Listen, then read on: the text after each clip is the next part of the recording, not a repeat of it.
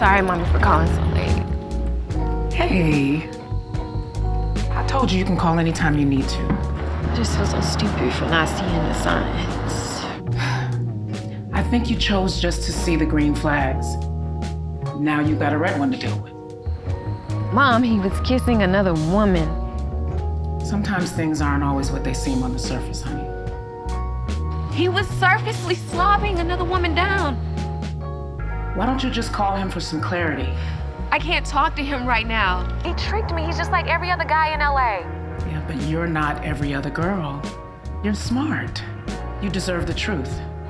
Men lie. He's going to lie, Mom. Your dad would say the same about women. How's Dad? That is another story for another day. You know, if life were only just roses and a perfect storm. You always said, if she can get him, she can have him. That's true. Until you realize you still want it. I'm gonna plan a trip to come see you real soon. And Daddy? What did I just say about another day? I love you, my mahogany. I love you too, Mom. All right. Hey, KP. Good morning. How are you? I am good. It is always a pleasure to speak with you. You already know you're one of my faves. Thank you. So let's get into it. I'm loving Lyric Rose. We just need more of her next season. What made you interested in the role? First of all, I'm the mother of a millennial in this television show, and I'm a mother of millennials in real life. So, this show has actually opened my eyes in a way that I was probably a whole lot ignorant about the social life of. We can kind of always sit back and look at kids and we'd be like, these kids, this generation, whatever, now we the old people, right? But we don't want to think our kids, it's just a show about millennials dating in Los Angeles. So it's a peek into that life. It also gives me a way to kind of spy on what my kids are probably out there doing. There you go. I like that. It's true. And then obviously when you hear, Dejan Talton, when you hear Megan Good, when you hear these types of names attached to a project, it's something that they are going to present with excellence. And I always like to be a part of projects that are presented in that manner. And I'm really serious about this acting thing. So I like to be a part of projects that give me an opportunity to exercise that muscle as well. So yeah, when I heard about it and my agent called and they were like, hey, we got a call and they want to know, are you interested? Are you available? And I was like, yes and yes. Real good. Well, I'm happy you did it because it's a great show and you look good on it. Thank you. And then with the role, it seems like Lyric Rose is going through something with her husband. We kind of got a little hint of it, but not really the full defined. Will the storyline expand more so we'll know what's going on with that? Well, I do have a little birdie in my ear. However, I will say that everybody needs to make sure that if they have not begun or finished, that they should finish. That tomorrow night's episode is the first season's finale, and that there is more to come. Yes, you do perceive correctly that there are some issues there with mom and dad, and she is not really sure how to talk to her about that while she's also trying to be her mom and advise her on what to do inside of this new situation. So even with the, why don't you have a talk with them because everything is not necessarily what it seems, that would come from personal experience. And so there's a lot of opening and flowering that is going to happen and revelation between mother and child, I believe. Looking forward to it. Yes. You work with an amazing cast. Talk about that. Which I absolutely love the whole cast. But what is it like working on that set? So, what's crazy is I was not in, people that know, if you know about filming and television, you're not necessarily on set with everyone all the time. Pauline Dyer, I think Pauline Dyer is a sweetheart. She's a shining star. I think she has owned this role. I think she's doing a great job at showing the complexity of trying to find your own path when you have a set of values that you've been raised with, and trying to do that without losing them, but being progressive and also moving forward and living inside of the generation that you were born into. I think everybody's doing a great job. I actually, the day that I was filming my scenes, when you see me and I'm talking to my daughter, I actually was on set alone. Pauline was there the day that I was there.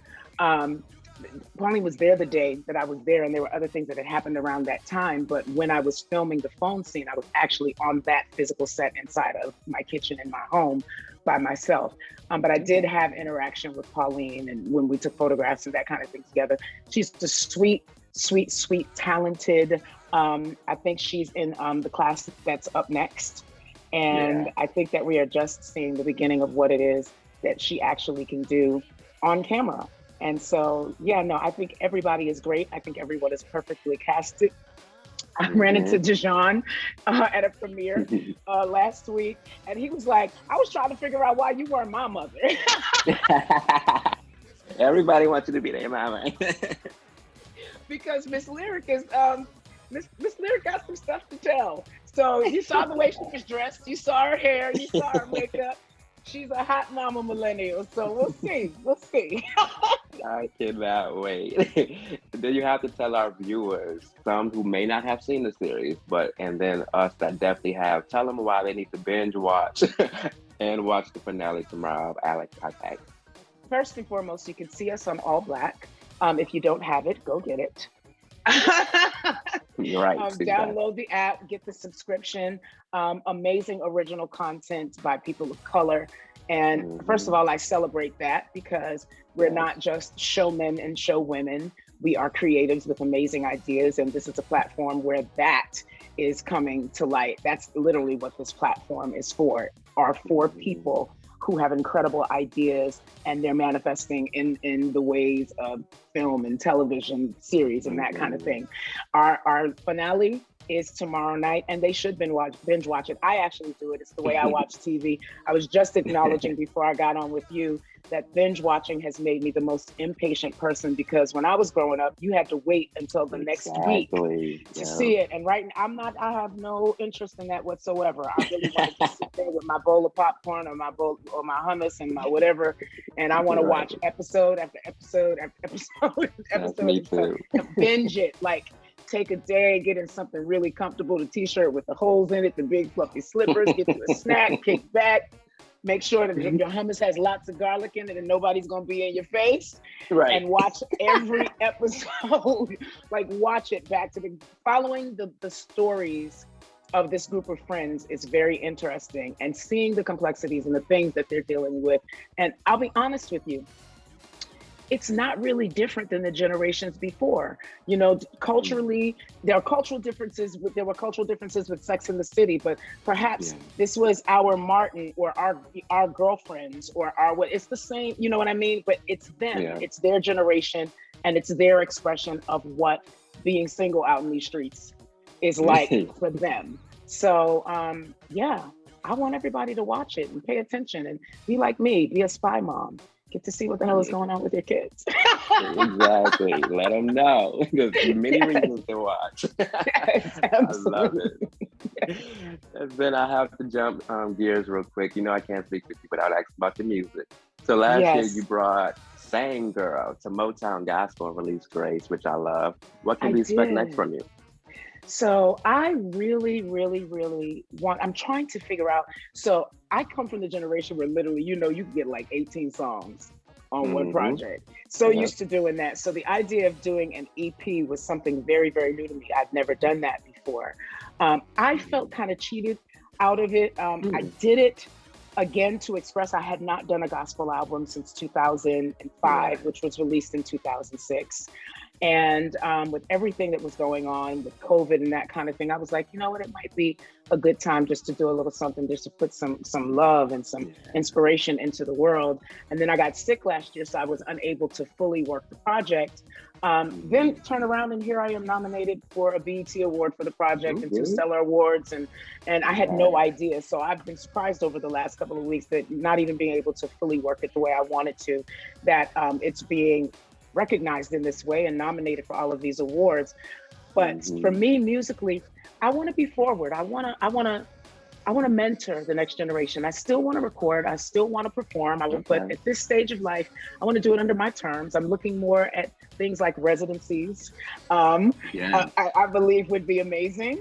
But I really, really, really want to develop talent, and I want to do it in the Kelly Price way. I love the progression of music. I love the different sounds. I love all of it, but there always needs to be that girl or that group of singers that if all the power goes out in the room, that they can stand flat foot and sing the hell out of everything. And so I am super interested in that, in addition to the fact that like right now, my brain is between acting, and I have so much on my computer. I'm pitching stuff like I'm in producer mode on all levels, music producer, content creator. There's just so much to do, and I'm not letting the grass grow under my feet. That's right. Well, we ready for it all, KP. We ready.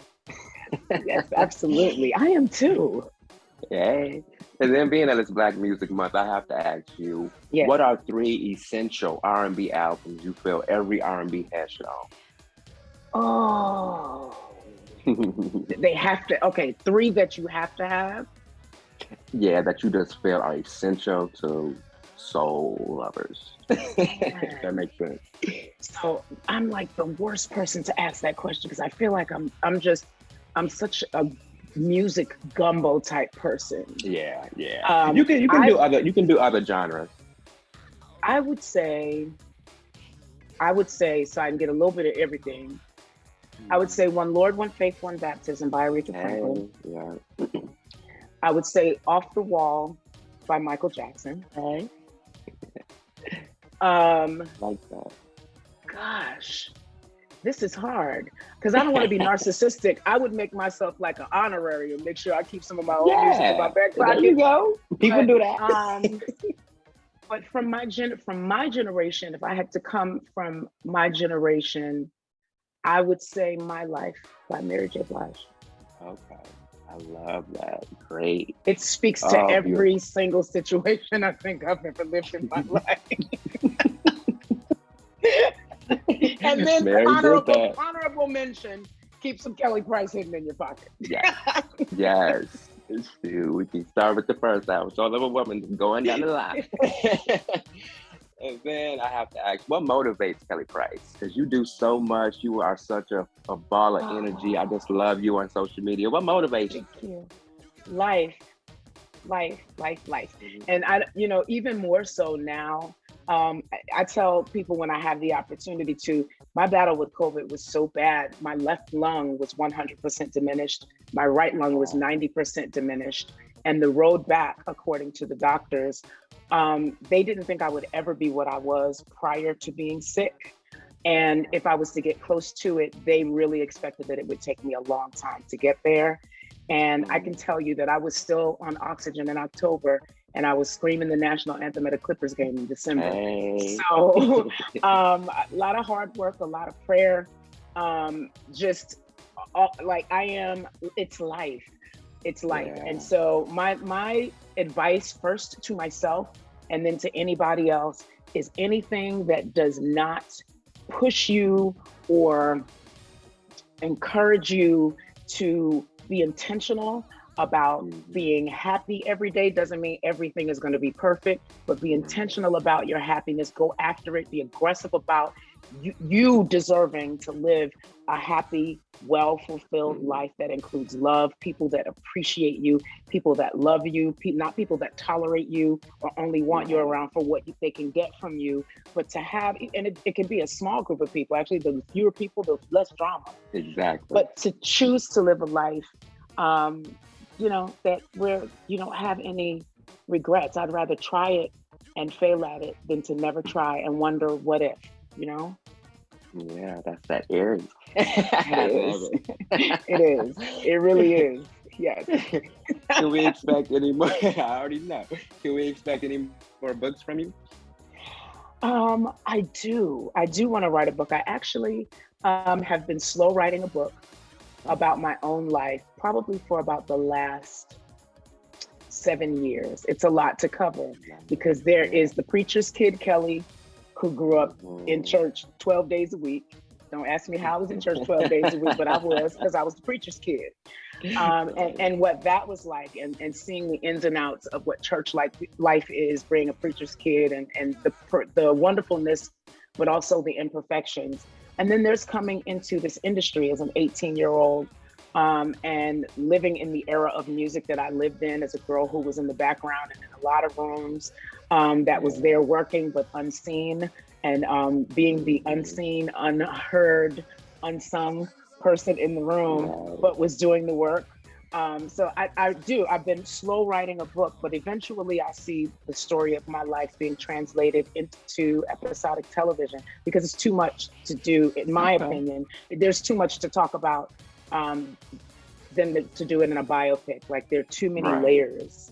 So yeah, that I am slowly writing, but I can't really say slowly because it's probably about this thick by now. I've been working on it for a while. Yes. Yeah, I can't wait. Yes. And then what's next for you? Oh gosh, well, I hope I'm not getting ahead of myself, but I think what is a part of what's up next is À La Carte season 2. We pray, and hopefully I will be selling a show within the next couple of months and making some announcements about producing and executive producing and running a show and that kind of thing. Hey, nice. We ready. I am too. So much talent in Kelly Price. And then I have to say, before we wrap up, is there anything else you want to share with your fans or just leave with us? Oh God, I love them. I appreciate them.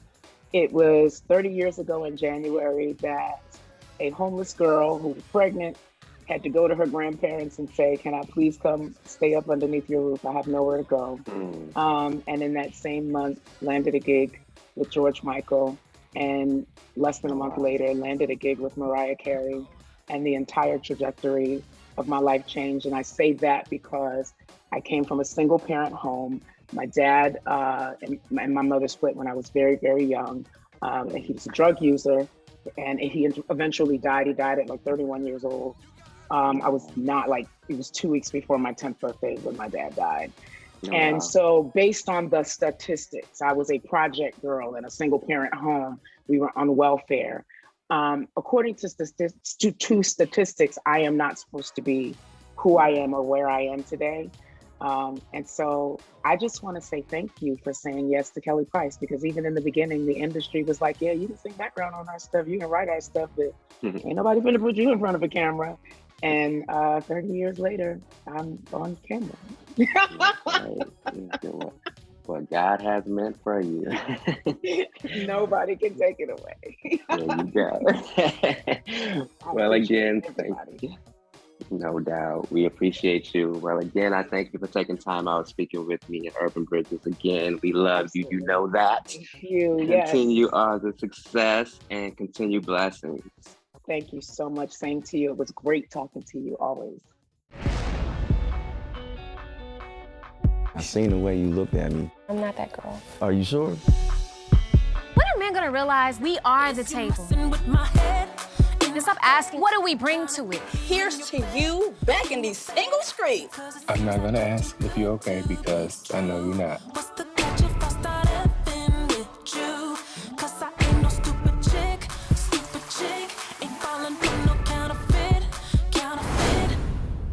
Oh, God. You got me like,